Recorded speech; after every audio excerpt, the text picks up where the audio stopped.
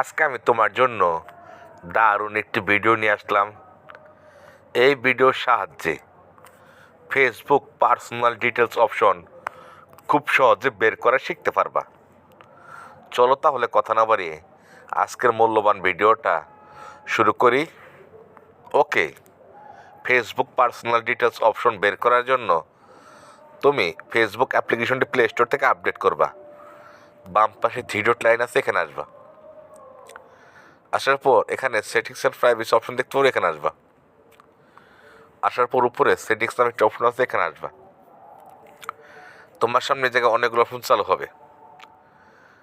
এখানে তুমি আগে খুঁজে খুঁজে দেখবা পার্সোনাল ডিটেলস অপশন আছে কিনা। যদি না থাকে তাহলে একদম উপরে ক্লিক করবা। উপরে ক্লিক করার পর তোমার সামনে এখানেও পার্সোনাল ডিটেলস অপশন চলবে না। একদম উপরে প্রোফাইল অপশন আসবা। আসার পরও খেয়াল করবা পার্সোনাল ডিটেলস অপশন এই যে জায়গায় চালু হয়েছে।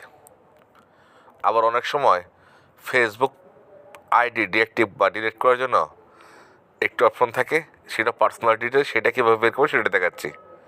এ ধরনের ম্যানেজ অ্যাকাউন্ট আছে, এখানে আসবা। আসার পর ডান পাশে ফেসবুক আইডির উপর ম্যানেজ লেখা আছে, এখানে ক্লিক করবা।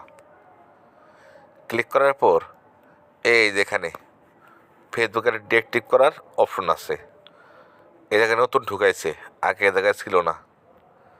এখান তুমি ফেসবুক আইডি ডিঅ্যাক্টিভ বা ডিলিট করতে পারবা। আশা করি শিখে গেছে।